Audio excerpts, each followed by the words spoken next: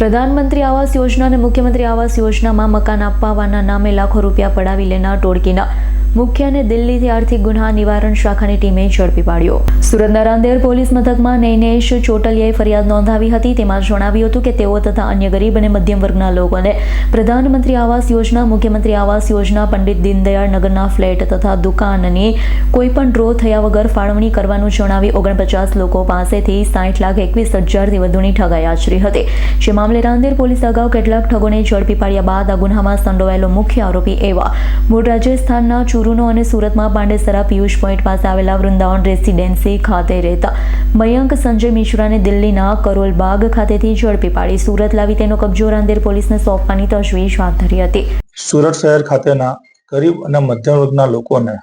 પ્રધાનમંત્રી આવાસ યોજના, મુખ્યમંત્રી આવાસ યોજના તેમજ પંડિત દીનદયાળ નગરના ફ્લેટ તેમજ આવાસો અપાવવા માટે આ કામના આરોપી મયંક સંજય મિશ્રા નાઓ સુરત મહાનગરપાલિકા ખાતે એક સરકારી કર્મચારી હોય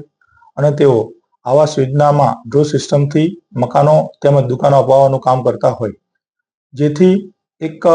દુકાનની કિંમત આશરે 10 લાખ રૂપિયા, 1 BHK ફ્લેટની કિંમત 6,50,000, 2 BHK ફ્લેટની કિંમત 12 લાખ રૂપિયા જેઓને ડ્રોના માધ્યમથી શરૂઆતમાં લોકોને વિશ્વાસ અપાવવા માટે સ્ટેટ બેંક ઓફ ઇન્ડિયાના ડિમાન્ડ ડ્રાફ્ટ તેમજ સિક્યુરિટી પેટે ચેક આપેલ તેમજ બાદમાં પંડિત દીનદયાળ નગર આવાસ યોજના અંતર્ગત પ્રમુખ, ઉપપ્રમુખ તેમજ ખજાનચી નાઓના બોગસ લેટર ઇસ્યુ કરી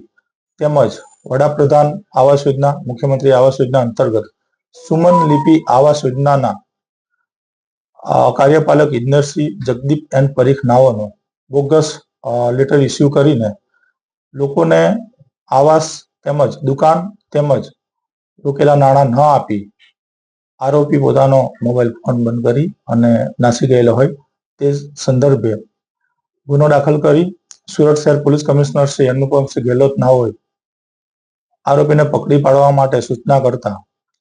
સંયુક્ત પોલીસ કમિશનર સાહેબ ક્રાઇમ સાહેબ, અધિક પોલીસ કમિશનર શ્રી, મદદનીશ પોલીસ કમિશનર શ્રી ક્રાઇમ તેમજ અમારી ટીમના technical intelligence police constable Hiralba તેમજ હ્યુમન ઇન્ટેલિજન્સના અનારામ પોલીસ કોન્સ્ટેબલ ચેતન આત્મારામ નાઓ તેમજ પોલીસ કોન્સ્ટેબલ વિઠ્ઠલ ચેલાજી નાઓના આરોપી વિશે વર્કઆઉટ કરી તેનું લોકેશન દિલ્હી ખાતે આવેલ હોય, જેથી તાત્કાલિક ટીમ રવાના કરી ભારે જહેમત બાદ આરોપીને ત્યાંથી પકડી પાડી સુરત ખાતે લાવી નામદાર કોર્ટમાં રજૂ કરી દિન-5ના પોલીસ કસ્ટડી રિમાન્ડ મેળવી આગળની વધુ તપાસ ચાલુ હોય। Bureau report S9 news Surat.